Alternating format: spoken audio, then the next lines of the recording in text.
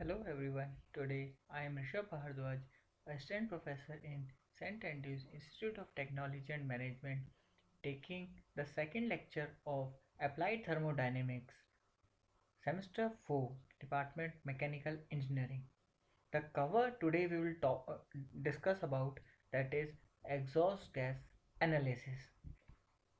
We can analyze we can analyze the exhaust gases by several ways and we will discuss one by one accordingly. First, we are going to analyze or study from Bob calorimeter. Before discussing the Bob calorimeter, let's let's discuss what is calorimeter. A calorimeter is an object used for calorimetry or the process of measuring the heat of chemical reactions or physical changes as well as heat capacity. Differential scanning microcalorimeters, isothermal microcalorimeters, titration calorimeters and accelerated rate calorimeter are among the most common types. A simple calorimeter just consists of thermometer attached to a metal container full of water suspended above a combustion chamber. It is one of the measurement device used to study the thermodynamics, chemistry and biochemistry. To find the enthalpy change per mole of a substance in a reaction between the substance A and B, the substances are separately added to the calorimeter.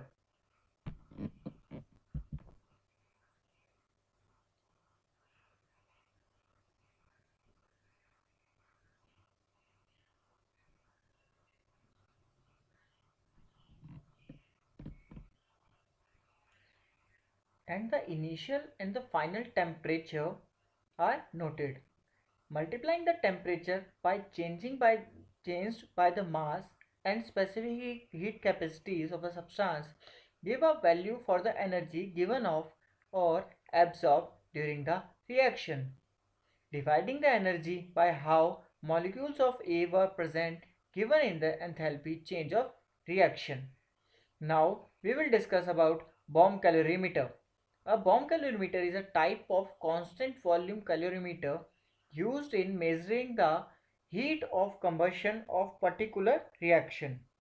Bomb calorimeter have stand the large pressure within the calorimeter as the reaction is being measured.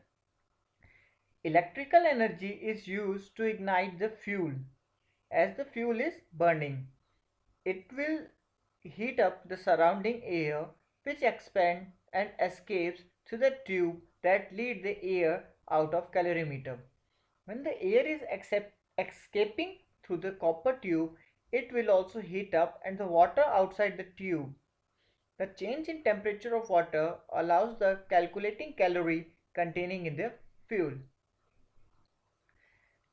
In more recent calorimeter design, the whole bomb pressurized with pressure pure oxygen and containing a weight mass of sample and a small fixed amount of water is submerged under the known volume of water. Before, before the charge is electrically ignited, the bomb with the known mass of the sample and oxygen form a closed system. No gas escape during the reaction. The wetted reactant put inside the steel container and is then ignited. Energy is released by the combustion and heat flow from this cross the stainless steel wall. Thus, rising the temperature of the steel bomb is content and the surrounding water jacket. The temperature change in the water is then accurately measured with the thermometer. This reading along the bomb factor is used to calculate the energy given out by the sample burn. A small correction is made to account the electrical energy input and the burning fuse and acid production. After the temperature rise has been measured, the excess pressure in the bomb is released. Basically, a bomb calorimeter consists of small cup of container that contain the sample, oxygen a stainless steel bomb, water, a thermometer, and an insulated conductor, and ignition circuit connected to the bomb. By using the stainless steel of the bomb, the reaction will occur with no volume change observed.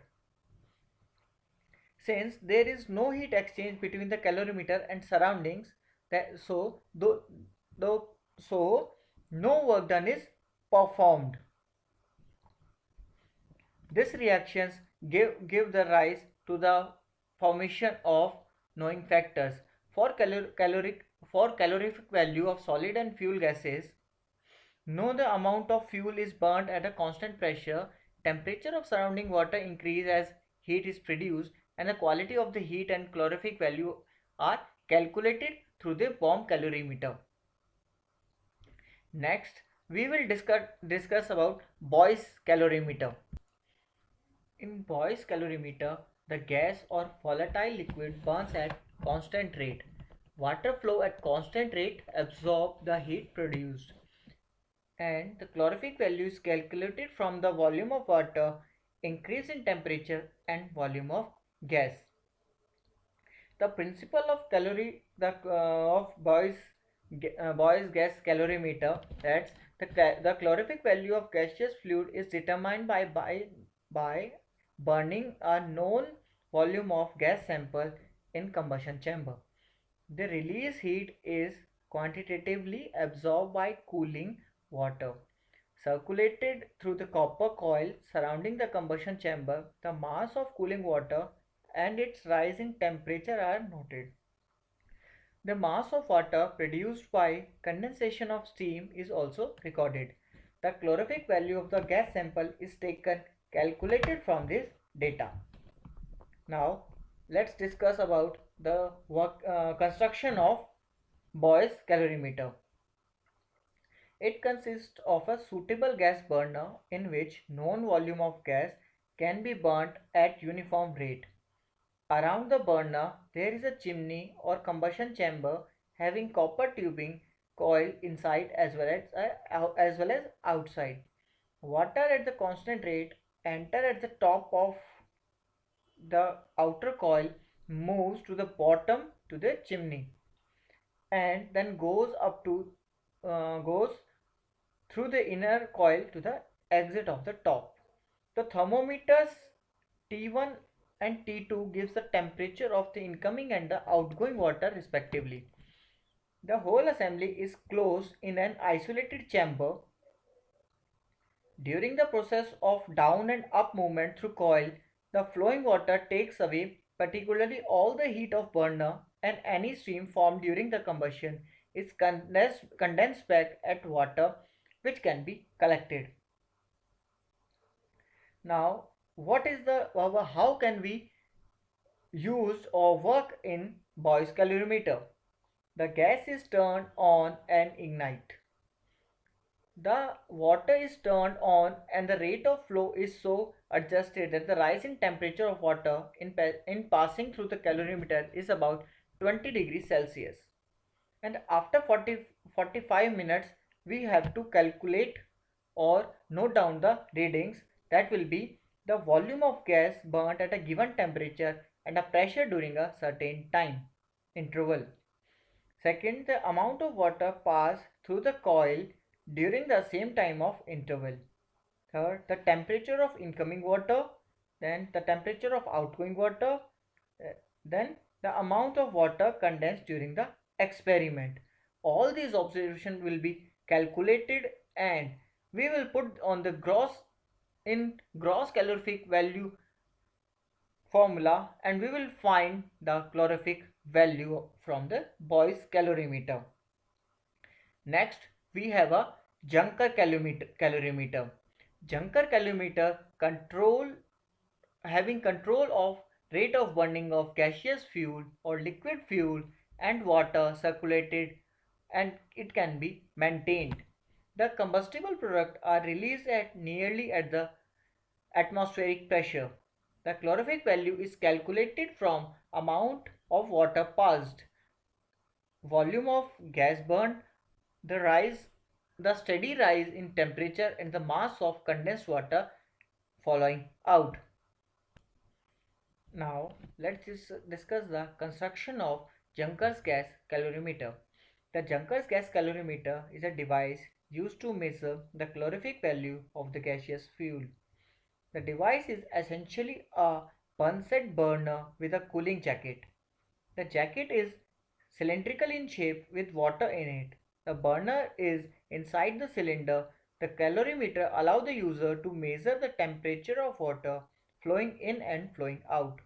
Once steady state is reached, the water flow through its collected or for a specific period of time.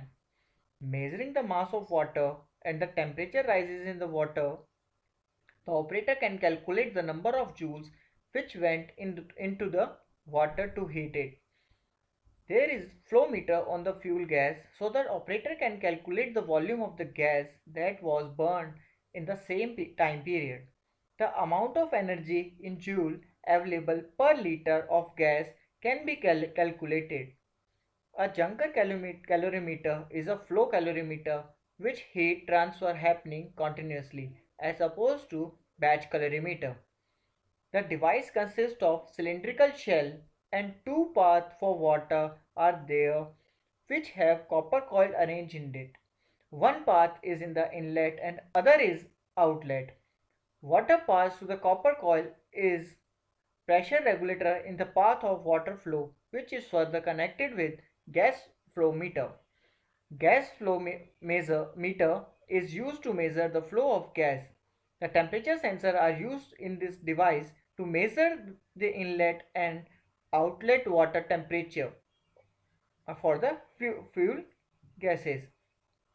The main component of Junkers calorimeter is shell, wet type laboratory gas meter, pressure regulator, air humidifier, fuel burner, air inlet, cooling water chamber, thermometer, thermometer for the outlet temperature, fuel gas outlet and condense outlet.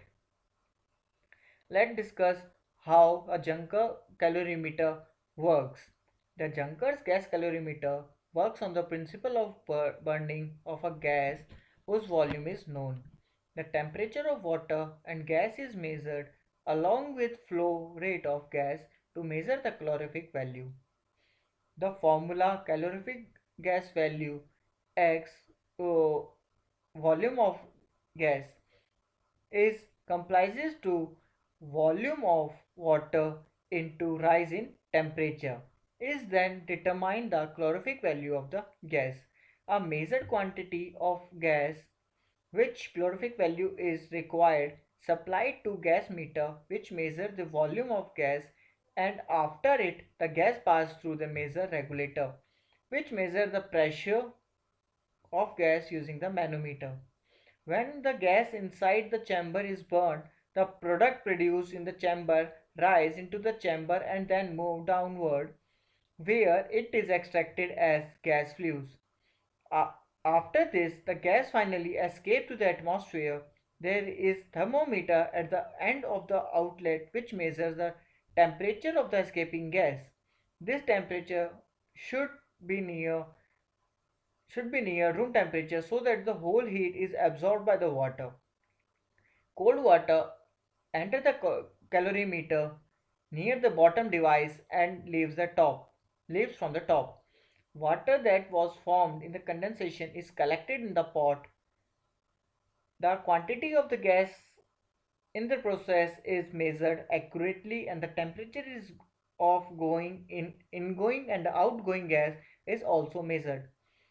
By above all the collection data, we measure the calorific value from the formula as mentioned, that is HCV and LCV. Flue gas analysis. In comprises the gaseous product of the combustion of fuel. It analyzes help in finding the correct quantity of the air in the furnace. For this we use Orsat apparatus. For the Orsat apparatus we have three cylindrical vessels in which we have liquid ammonia, pyro is in B we have a pyrogallic acid, and third we have potassium oxide solution. An Orset apparatus is a piece of laboratory equipment used to analyze a gas sample for its oxygen, carbon monoxide, and carbon dioxide content.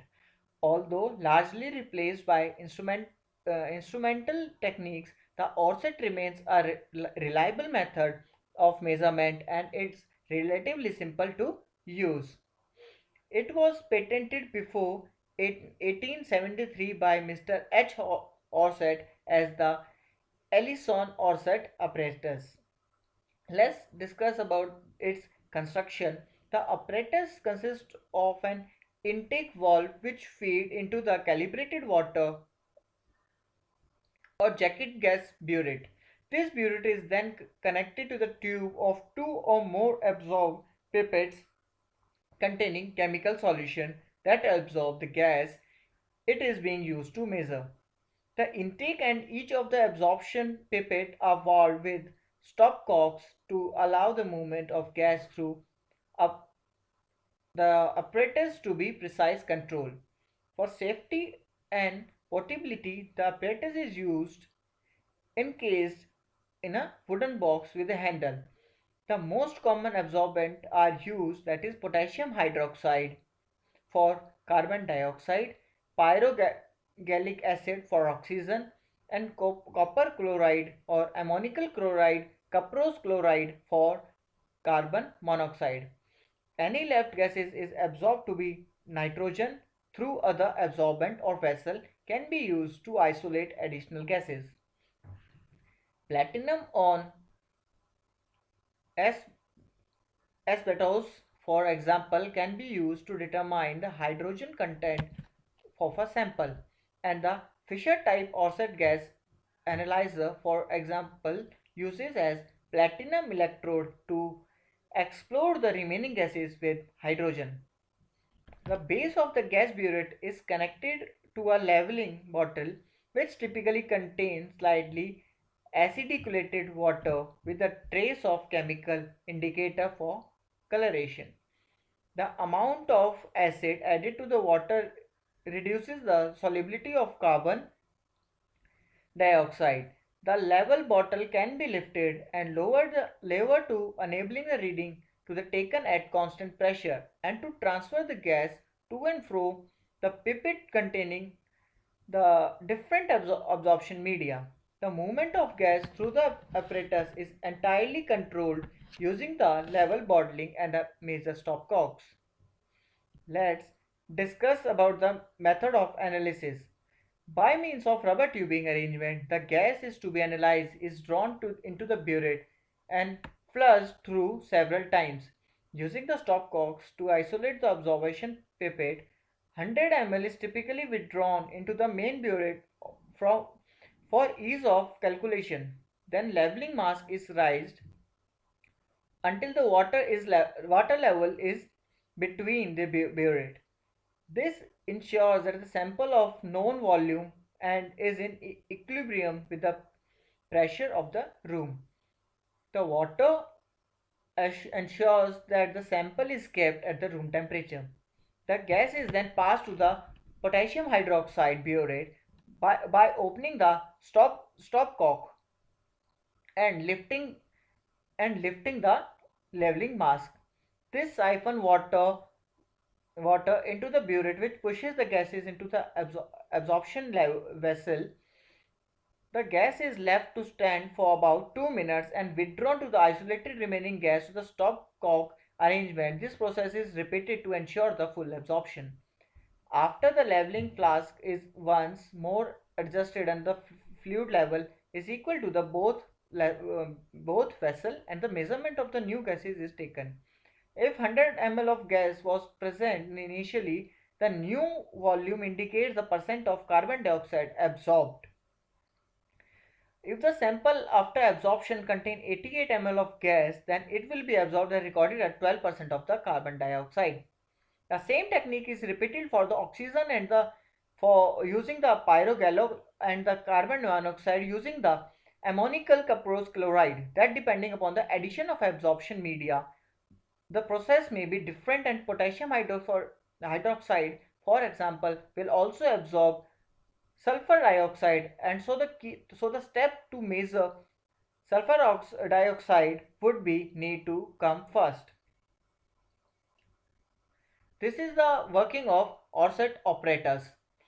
Thank you and stay tuned for our new video that will be on the next topic of applied thermodynamics. Thank you.